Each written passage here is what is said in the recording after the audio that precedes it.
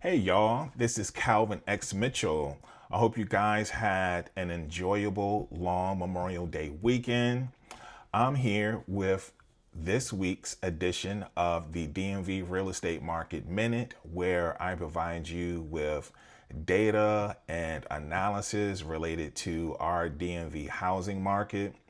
I prepare these and post these videos every week. And the purpose of these videos is to give you an idea of how the market's performing. If you're thinking about buying, selling, or renting, it's helpful to have information, obviously. And keep in mind the data that I provide, it's very broad. It may not be reflective of what's happening in your backyard. If that's some information that you would like to know, then feel free to reach out to me directly. You can find my information on my social media platforms. Also like to mention that I am a licensed real estate agent in DC, Maryland, and Virginia. So if you're thinking about buying, selling, or renting, I would love to hear from you. If you have any questions, any thoughts, if you need assistance, if you need me to represent you, I'd be more than happy to do that. So let's get into this week's analysis. So this week we're going to talk about days on market, and we're going to talk about number of sales, actually number of closings. So those are two important metrics if you're thinking about selling your home, and if you're buying, just kind of give you an understanding of what the landscape looks like depending on which side of the situation you're on, right? Whether or not you're a buyer or seller. Okay. So obviously, if you're a seller, if you're talking about days on market, the lower the number, the better. Okay. You want to get your property under contract as quickly as possible. So let's take a look at that analysis. We're going to take a look at days on market for Washington, D.C. and the surrounding areas. And a couple of things I want to highlight is in Charles County. That's where we're seeing the highest number of days on market on average, all right, for single family detached properties as well as townhomes. And in Prince George's County, for residential rentals, we're seeing an average days on market of 52 days. Okay. Keep in mind that is an average. So across the area, that is the highest days on market. Okay. And you can take a look at the numbers for all the areas. All the different areas. Okay.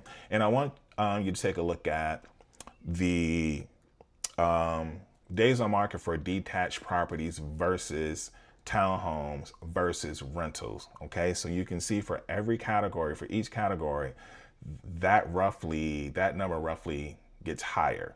So what that means is, what I'm trying to say is for townhomes, days on market is higher than for detached properties. Okay. And for rental listings, days on market is higher than for detached properties and for townhomes. Okay.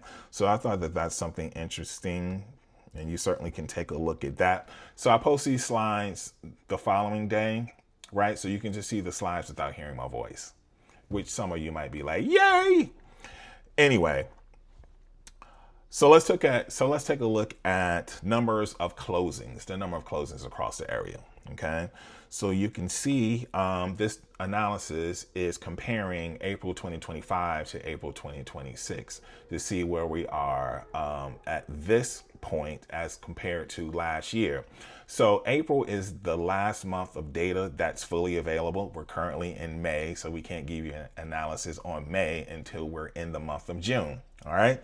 So for number of closings, it's pretty steady across the area. There is a significant jump in Alexandria City, and there's a roughly 10% decrease in Prince William County. Outside of those outliers, activity is relatively flat across the area. Okay, with some small increases and small decreases in the number of sales for April 26 as compared to April 25. Okay, so now let's look at that same analysis for townhomes. So that last slide we looked at, that was for detached properties. I don't know if I mentioned that, but you can see that. All right, so for townhomes, we can see that There's, slight increases across the area as well as a few decreases, but they're pretty small in number. The highest change is in Alexandria City, where it's taking 20%, not taking, it's actually 20% more closings for April 26 as compared to 25. The bottom line here, when you take a look at this data, is the market's still performing. People are still selling, and obviously people are still buying. Okay.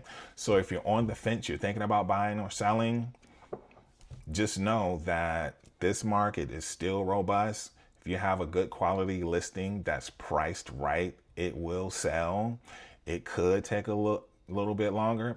It may not, right? But the point is, this is still a very active market. So if you're thinking about remaining on the sidelines because you're scared about the economy, or you're concerned about the economy, I should say, or you just kind of feel uneasy in general, this is my way of saying that, hey, there are other people out there who are selling, okay? And there are a lot of buyers out there. So this is something for you to consider, okay? So that's all I have for you guys this week. Once again, my name is Calvin X. Mitchell. I'm a licensed real estate agent in DC, Maryland, and Virginia. Happy to answer any questions that you may have. If you need some assistance in some sort of way, please feel free to reach out. You can contact me directly via DM. You can call me. You can text me. You can comment on social media. So I'm pretty easy to get a hold of. All right. So I hope this analysis is helpful. Like I said, it's a very broad look at what's happening in the area. These are broad averages, may not be reflective of what's happening where you live. So if that's information that you'd like to see, I'd love to hear from you. All right. That's all I have for you guys this week. Thank you for watching, and I will be in touch. You guys take care.